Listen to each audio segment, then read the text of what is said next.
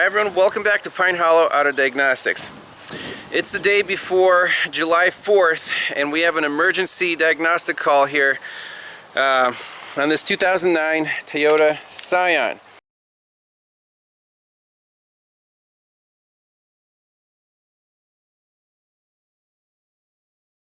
The customer was going to bring it by next week for an electrical issue, but he didn't quite make it. The car left him stranded here on the road, so made an emergency call to diagnose this Toyota in this random driveway.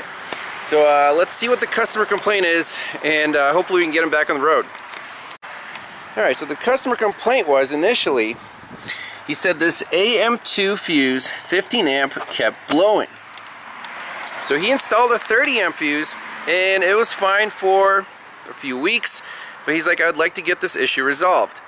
Well, now the 30 amp fuse is blowing and the car is stranded. If we put a bigger fuse in there, something is going to burn up. So we have to trace this short to ground on this AM2 fuse. So that's the fuse right there. First step, hooking up a 5 amp test light right here. We're going to turn the key on, and if that lights up super bright, we know there's a short to ground on this circuit. Alright, here we go. So key on.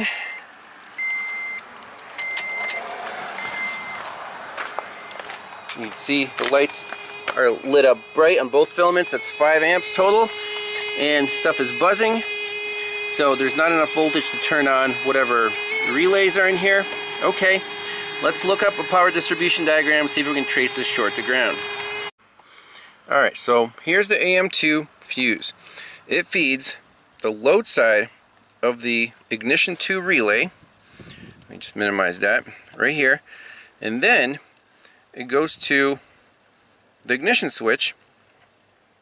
And when you turn the key to on, that fuse pops. So this AM2 tree, it is possible that the current is going through here. On to start, it's a pink wire going to E. And that feeds the control side of the ignition 2 relay. Okay, now this relay, I wish I could take it out, but you can't. It's integrated into this fuse box assembly, unfortunately. So, what I want to do is disconnect the loads, whichever ones are easier, on whatever this ignition 2 relay is feeding. So you can see there's two possibilities here. This goes to C, this goes to engine controls. So if we go to this page, let's see here, page 1, C, this goes to MET fuse and ignition fuse, 7.5 amp. This is instrument panel junction box behind left end of dash. None of these fuses are blowing. Remember, 30 amp fuse blew, but if the current was going through one of these legs, one of these smaller fuses would have popped. So right now I'm suspecting the problem is not on this white leg. Let's look at the red leg. Engine controls, right here, ignition 2 relay, 2 red wires, and they go to all the ignition coils and all the fuel injectors. Everything's on top of the engine.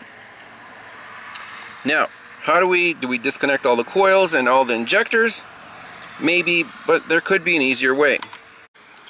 So on Toyotas especially, you want to look at the OE diagrams because they show intermediate connectors. For example, here's the ignition 2 relay, and it comes out on this 1B pin 4, white wire, goes through AF2 and goes to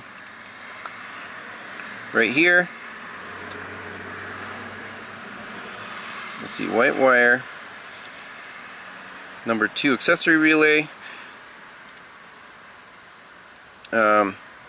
And also, you see there's no red wires coming out of here. Well, why is that? Because you have to go to engine controls, and here's the red wire. That goes to our fuel injectors. Okay, but what about the ignition coils? We have to open up the ignition system diagram. Here, 1B, CA1, red wire. Here are all the ignition coils. Okay, so keep that in mind. On these OE diagrams, you have to open all of the things to find all of the wires. That's why you want to compare The redrawn shows everything but without the intermediate connectors to the OE. So, for example, can we find this CA1 connector to just unplug, eliminate the injectors and ignition coils off of the circuit, see if the short goes away. We just have to look up where connector CA1 is. Well, it's right here, right in the fuse box. Apparently it's a white connector, and it looks like a 15 pin. So let's go find that, unplug it, and see if the short goes away. Okay, so I disconnected connector CA1 right here. So that's the red wire that goes to the injectors and ignition coils. And what do we see in the connector? Well, there's some fuzz. That's interesting. Let's turn on the key, see if that light is still bright. Look, key on, no problems, turns on, and our light is not lit. Let's plug this connector back in.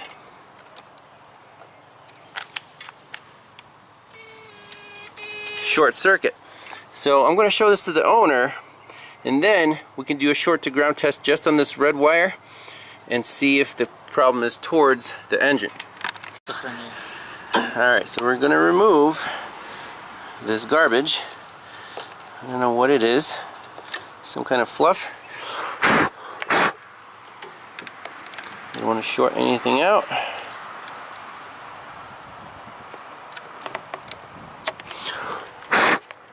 Okay, so we plug it back in. The key is still on. Let's see if we still have a short. Yes, we do. So now I'm going to measure the current just on this red wire. We're going to feed it battery voltage through the 5 amp test light. Okay, so now from test light from battery positive, 5 amp setting, if it finds the ground, it's going to light up nice and bright. Let's go on this red wire going towards the fuel injectors and the ignition coils. That's this pin. Look at that, nice and bright. The car is off, so where's this short circuit? So now we're very close where the problem is going to be between here and the coils or the injectors. Okay, so next step, I pulled off one of the ignition coil control connectors, and here's the red wire. So we're going to check for a short to ground on that red wire. I want to make sure that the short is on this ignition coil harness, and sure enough, there it is, short circuit to ground. So now I'm probably going to leave the test light on the 1 amp setting, and we're going to try to find this short to ground. It's going to be in this harness between the injectors, the ignition coils, and the engine computer. You see the harness goes there, there, there, and up to here. Now this car is a salvage car. It's been rebuilt, so we're looking for any wiring modifications, repairs, something like this, something rubbing through. It's not a GM, but if the harness has been modified in any way, then that's going to be the big clue. I don't see anything right offhand. Alright guys, we're getting lucky here. It took about 10 seconds. Did a visual, here are the injectors, here are the ignition coils, they go into this loom, and I just lifted this loom slightly.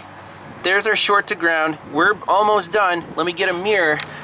This harness might be rubbing on something metal right next to the engine. Maybe that bolt down there. So we're basically done. Alright, so I lifted up the harness, twisted it around. Here's our culprit. Little tiny rub through on that red wire was causing the short circuit. And so that's it. Let me wrap this up, and we'll kind of relocate the harness just a little bit, put in the correct fuse, start this thing up, make sure the customer will be on his way. He is very excited, by the way, that his car will be fixed, right? We're very excited. Alright, so the repair is electrical tape, and then I relocated this harness holder or clip further down, so now there's space between the bolt and the harness. It will never rub again. 15 amp fuse installed. Let's see if the car is happy. Everything's reconnected. Yep, check engine lights on. Everything's happy. So let me clean up here, and then we'll start it, scan it, and make sure everything's good. Alright, so before we fire it up, let's do a full code scan. We'll save that, clear out all the codes, and then we'll start it up. Alright, so the only code stored in the OBD2 is a P0705. We'll record that. I don't know what the mileage is here. Odometer, 89,000 miles. Alright, here we go. Fires right up. And they're ready to go. So I think that's it for this one. Customers rescued. We're in good shape. Short to ground diagnostics. All we needed was a test light and very good wiring diagrams and location diagrams. That's how you want to do it. It was quick, efficient, non-invasive. Found the short, wrapped it up, moved the harness. We're good to go. So thanks a lot for watching. We'll see you on the next one. Bye-bye.